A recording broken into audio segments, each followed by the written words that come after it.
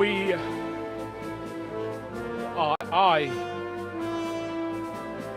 I fucked everything up. In this Kingdom Come Deliverance 2 video, I'm going to be talking about my hands-on time with the game. I completed it a couple weeks ago. I also finished almost every single side quest or task in the game, so I have a pretty good idea how this game plays. It clocked in for me at about 100 hours, almost exactly on the nose, so I think you're probably going to get somewhere between 80 to 120 hours out of this game, depending on how you play it. But let's get into what this game is and what I like about it. Spoiler alert, this is one of the best games I have played in a very long time. So first, let's talk about the story and setting of Kingdom Come Deliverance 2. This is the strongest aspect of the game. It was the strongest aspect of the original title as well, no surprise there. The game is a direct sequel to the first game. If you haven't played that game, there is a recap at the beginning that sort of goes through the events of that game, but I don't think it's absolutely necessary to have played the first game to play this one, and I think if you haven't played that, you can play this just fine. Kingdom Come Deliverance 2 picks up after the events of the first title in 1400 Bohemia with Henry's quest for revenge and an attempt to drive Sigismund out of Hungary and the events that follow. And the countryside is once again one of the main attractions of this title. It's so beautiful. Riding around the 1400s Bohemia, seeing the forests and the rivers and the fields. It's just kind of surreal, honestly. You can spend a lot of time just doing that, fucking off and doing whatever you want. And a lot of times you're not even like doing a quest objective. You're just riding around and seeing what you can do. And it's amazing how much immersion and how cathartic it is just doing that in this game. So talking about the story of Kingdom Come Deliverance 2 without getting into any spoilers at all, I really enjoyed it. It's a very exciting and action-packed story. It made me angry. It nearly made me cry once, but mostly it made me laugh a lot. I laughed a lot in this game. Warhorse has a phenomenal sense of storytelling and a wicked sense of humor, to say the least. There are some scenes in this game that are just hilarious, just like the first game. If you played that one, you know what I'm talking about. And you can expect, you know, a dozen, 2 dozen moments like that in this game where you're just looking at your screen and you're laughing because it's so funny. And the main story of Kingdom Come Deliverance 2 is another big highlight of this title. And it's so compelling that when you're playing it, you just kind of accidentally keep going down the main storyline. And before you know it, you've done like 3 or 4 quests. Your whole day is gone, and you haven't even done any side quests, and you're like, oh crap, I probably ought to do some of those before I finish this game. And I think there's a lot of players out there that are going to be playing this title that may not even see a lot of the side quests before they finish the main quest because it is just so compelling and pulls you in like a good book or something like that. It's one of those things that there's a point in the story where you can't stop playing the game. Like, it's just, you have to find out what happened next. You want to be a part of it. You want to see the events unfold. And I was just blown away by it. Now, that's not to say there aren't some very excellent side quests as well, because there are. There are some absolutely phenomenal side quests in this game. Most of them are rife with humor, including like setting up a brothel. You get to explore a mine where there's a strange creature living inside that's haunting the locals. And you also get to figure out who's murdering all the local young women in Gutenberg, Jack the Ripper style. So there's some very fun things that you can do in the side quests as well. And I would urge you that even if you're really enjoying the main quest, make sure that you do some of the side quests as well, because there are some bangers in there.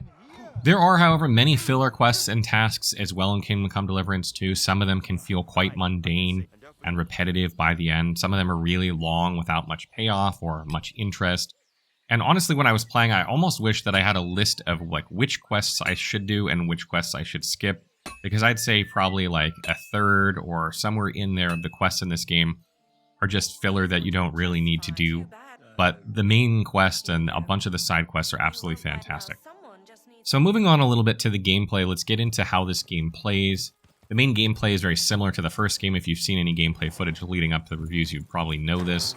You accept quests to help disrupt Sigismund's plans while also helping the locals with everyday occurrences. Well, maybe not everyday occurrences since there's a war going on, but you get the idea. A lot of these are things that would happen anyway, but there are also a lot of things that are affected by the war as you see people in the landscape trying to survive and you're trying to help them get through this very tough time in Bohemia. The combat of this title remains a sore point in my estimation. A lot of people are going to wonder if the combat in Kingdom Come Deliverance 2 is an improved version of the first game. It feels very similar to me.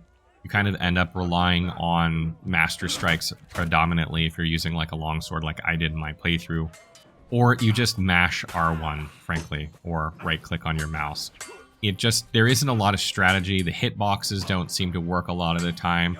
A lot of times, there's a lot of combos in this game that you're supposed to be able to pull off with your weapons, but most of the time you just get blocked and interrupted, so you can't pull them off.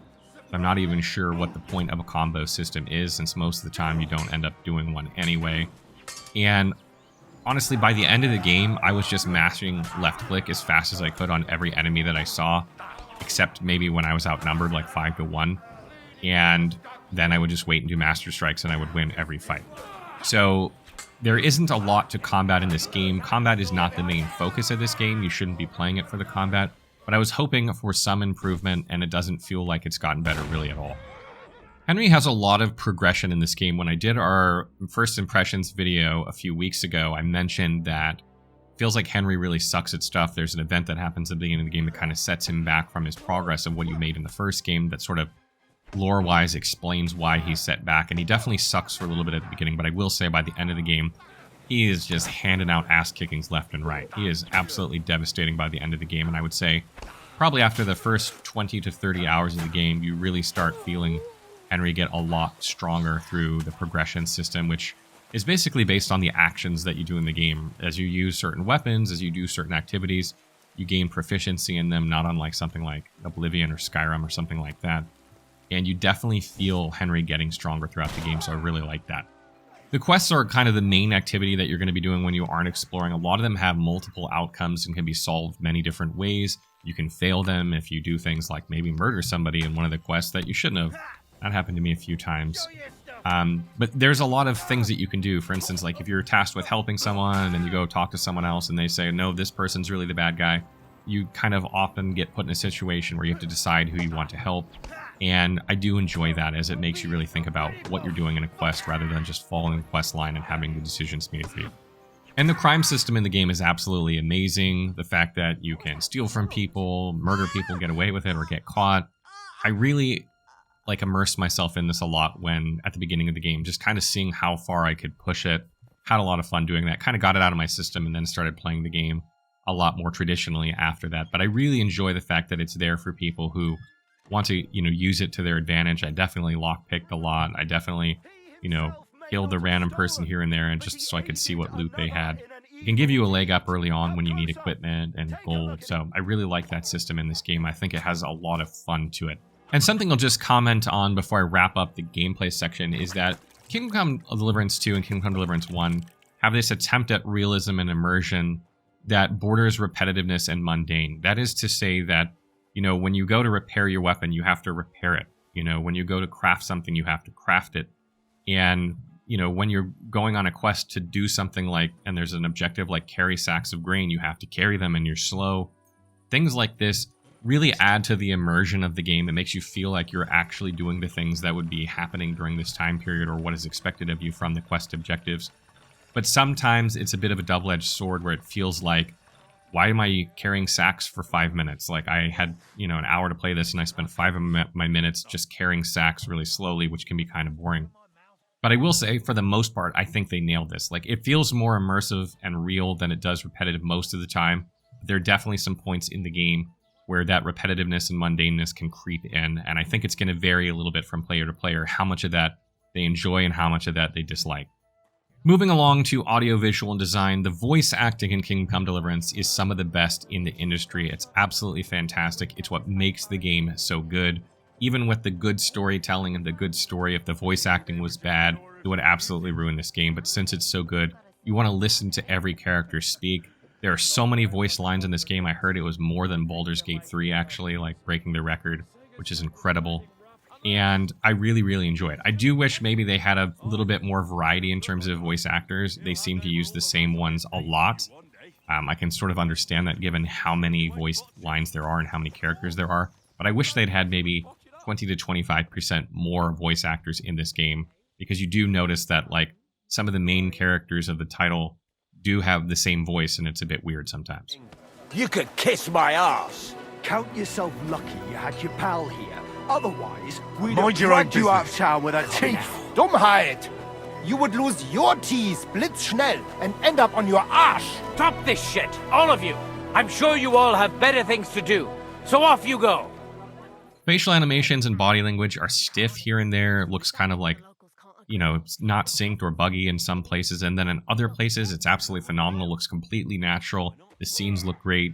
So it's kind of a mixed bag here and there, and sometimes you get an outstanding scene in this regard, and sometimes just a bit janky. It doesn't ruin the overall feeling of the game, but it isn't consistent for sure.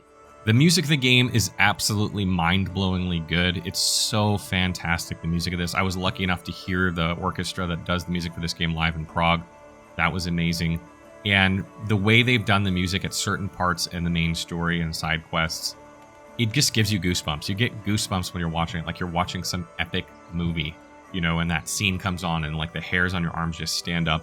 That will happen to you multiple times in this game, and a lot of that is because of the music and the right music at the right moment. Oh my. Ugh. Can you smell that too? Oof. It stinks like something died here. Performance-wise, the game ran rather smoothly for me, averaging around, I'd say, 90 to 100 FPS on a 3080 Ti with a 12900K processor. It dipped below 60 FPS only once. It was a nighttime scene where there were lots of fire torches out, and I think the fire effects kind of slowed the game down for a second. But other than that, I had 0 dips below 60 FPS in about 100 hours of gameplay, which is pretty incredible considering how much open world there is to this game, and especially since you have the area of Kuttenberg that has like hundreds and hundreds of NPCs in it, and I had no problems in that area either. Kingdom Come Deliverance 2, though, does have a fair number of bugs. I will say it is much less than the original title.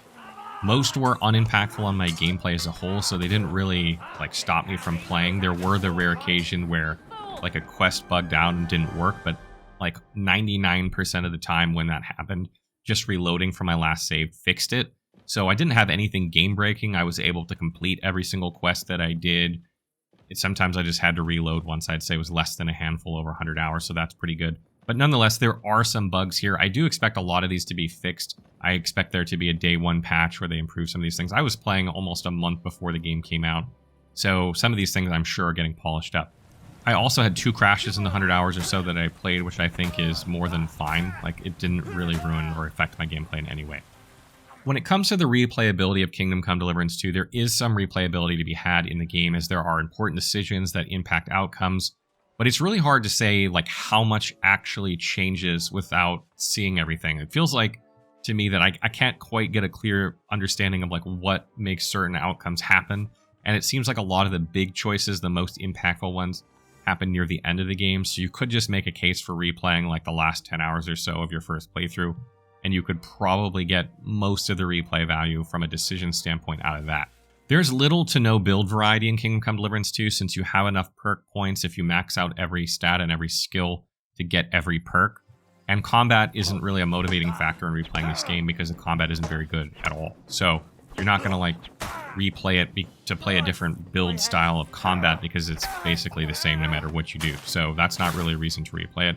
I don't really expect too many people to replay this game more than once. There are, of course, hardcore players out there that'll keep playing it for a long time, but I expect most people to play one really solid, lengthy, explore everything type playthrough and be very satisfied with that. And in terms of the price point, the game is priced just fine for what you're receiving. It's definitely going to be one of the best titles in 2025, particularly in the RPG space. I think it's well worth the price, even on day one, even with some bugs here and there. Absolutely think you're getting what you pay for here. Final thoughts. Kingdom Come Deliverance 2 is a no-brainer for those looking for complete immersion in a medieval fantasy and who enjoy good storytelling and a dialogue with a lot of curse words. A lot. As I mentioned earlier, I couldn't stop playing the game once I reached a certain point, and it was like a good book that I just couldn't put down because I had to see what happens next. And frankly, I haven't felt that way about a game since Baldur's Gate 3. If you're wondering if Kingdom Come Deliverance 2 is worth it, it absolutely is. Warhorse has hit another absolute home run here with this game. It'll be interesting to see what comes next for Warhorse. They've already announced a roadmap for Kingdom Come Deliverance 2 over the course of the year, adding other features to the game. But it does feel like, from a story standpoint, that the journey of Kingdom Come has come to an end, and it's kind of anyone's guess where they'll go from here. Will they do more medieval bohemian stories? Or maybe will they dabble a little bit in the fantasy genre in kind of a similar type way? I'd be curious to see what they do. I want to know what you guys think. Are you guys fans of Kingdom Come Deliverance? Are you going to be picking this one up? Let me know in the comments below.